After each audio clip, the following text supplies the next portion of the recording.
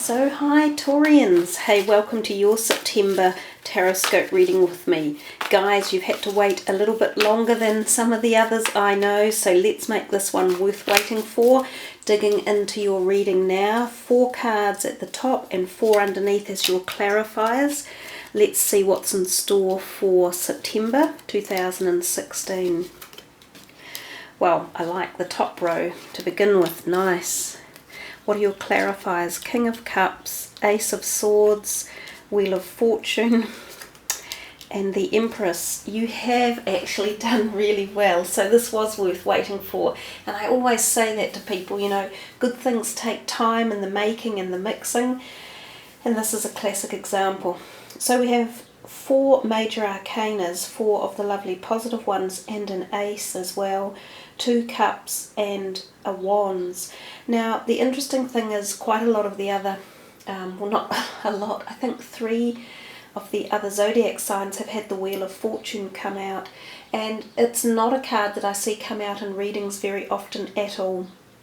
So I think this just continues to reiterate the scenario that I've talked about, that these are very intense times of the year and also quite powerful times, given there are these 3 eclipses, so 2 in September and the one on the 18th of August, which have the inclination to put big changes into the wheel of motion, so cyclical changes in our life, and also at a very deep level, spiritual and soul.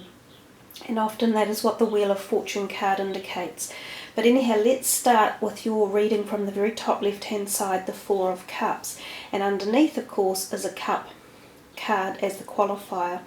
So the 4 of Cups is sometimes known about the or it feels as though you're sort of saying, I'm not really sure if things are good enough. It's a card of ambivalence. It's often about being offered something, but you're feeling that you aren't liking it enough, or it's not interesting you, or you think you could do better. And sometimes that saying the grass is not always greener on the other side, I think is very apt when this card turns up. And of course he's sitting on grass as well. So for any of you out there, this could be potentially new relationships, it could be new pathways forging forward in your life in different areas other than just relationships. But often because it is a cup card, it does associate energies to do with the heart or feelings of connection to the heart. Now, of course, people can be passionate about many things in life, and passion is linked to the heart feeling. So whatever you're being tentatively offered, or whatever comes up in the month of September, think about it twice and look into it a little bit more than just superfluously flicking it off. It could be quite invaluable to you one way or another. And given that the clarifying card underneath is the King of Cups, it may be coming from a watery sign person, and he could be an older person or an older man. So whether or not this is someone that you already know, or a family member, or an employer, this could be any of those type of people who are offering you something, you know, a prospective new job increment, or a pay rise, or the offer of a job, or the offer of a new friendship or company, or the offer of something to do with your business that's restructuring.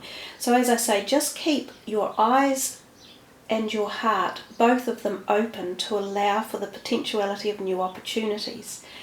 So to come even more into that, we get to the next card, which is the Magician, the power card of the whole deck. I love the Magician because of his magical powers.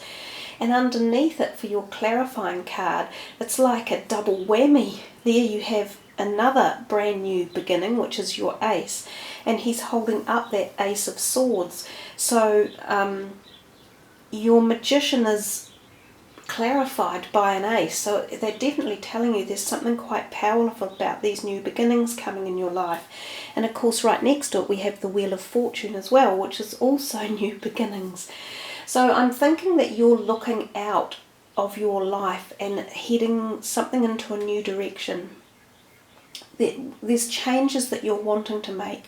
And when the Magician turns up, these are the opportunity door openings in life that you need to sweep into action and really get the ball rolling. The Magician allows these energetic contacts, if you like, to come into your life. So it could be new people, new opportunities, new financial opportunities, or creative ideas. But unless you actually uplift them and initiate them, they'll pass you by. So the Ace of Swords, just reiterating it again, the Ace of Swords can often turn up when there's actually a parting of the ways in relationships or businesses, because it's sometimes about saying, yay, look, I was successful in winning, I'm triumphing, I've beaten something against all odds.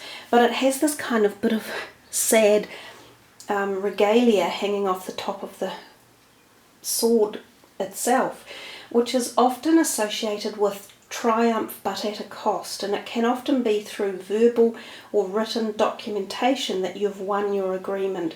So sometimes this can be associated with the separating of ways in a business or a contract, a contractual obligation you've been under. It can also be literally sometimes when divorces take place, because you're separating, out your material possessions, and sometimes it has to go through the court of the law, etc.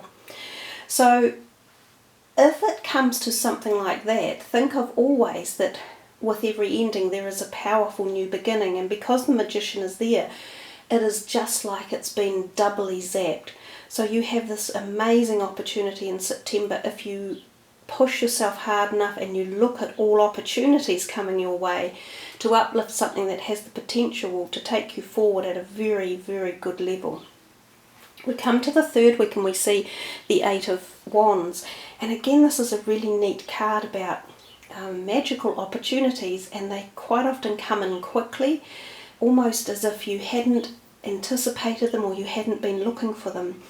Now, because they're 8 wands, and you can see they're travelling quite swiftly and just pew, turning up in this air as though they've self-propelled, they're quite often known as the card is known as the travel card. So it can also insinuate that you are travelling by something that's very rapid or fast-paced, and that is usually by air. So some of you may be going overseas on a trip, and at this point in time the Wheel of Fortune is your clarifier underneath. So this could be a karmic reason that you're going. It could change the whole direction of your life. You may meet somebody new over there. You may be heading your entire life in a new position, so sort of turning things upside down. You may be changing career or shifting house or leaving behind old energies that no longer suit you, such as relationships or a job that you've been doing for a long time and you're deciding to diversify and go in a new direction. There are also the potentiality for the Eight of Wands to be the reference to a new relationship coming in. And again, this card down the bottom, the Wheel of Fortune, is very much about karmic initiation and beginning the new cycle of your soul's journey. So sometimes you will meet new soulmates at this point in time when the Wheel of Fortune is present. And as I said at the beginning, it's a card that very rarely comes up, so I feel that August and September, the month of that type of time around the year, there's profound energy for us to be put into new positions and make immense change. And then your last card over here, the Star, one of the most benevolent cards in the deck. So when the Star is in your reading, it is shining brightly to enhance all of the other cards, and it deflects any negativity from any. The only negativity, if any, you've got is a little bit of complacency on your Four of Cups, which is the first card on the left, or perhaps a little bit of disappointment at your success in the Ace of Swords. So basically it's a very good upbeat positive reading that could lead you to somewhere very new and exciting. But remember what I say, you are the person who has to enact on it. You have to create this powerhouse of energy to actually turn itself over and the engine to start cranking. You could think of it as like a bicycle. So the bicycle is there, and so that's your opportunity, and it's a perfectly functioning bicycle and ready to go, but until you hop on it and start pedaling, it's not going to go anywhere. And until you put the power into it, and if you just stood looking at it, you'd go, well, what is this? Why is it not doing anything? Is it broken? No, it's not broken, but you are the engine of all these possibilities, and until you enact on them, they won't actually take place.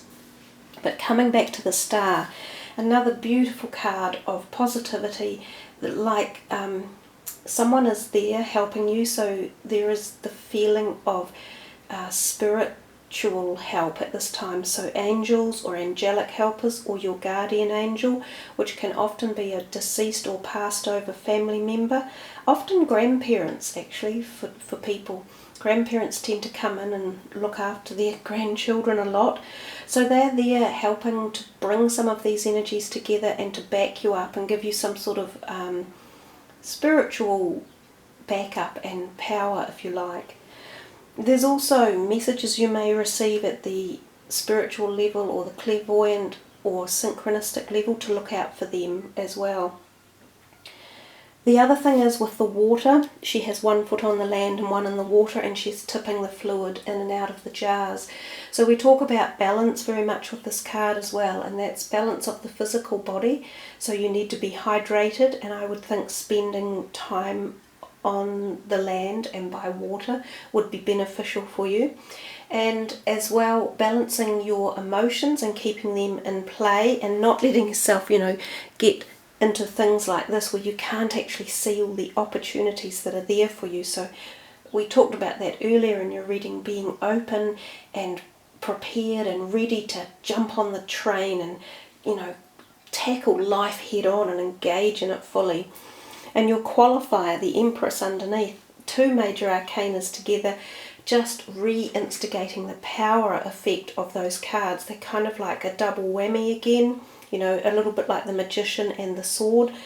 So the Empress is your energy. She's that beautiful, solid, dependable earth energy.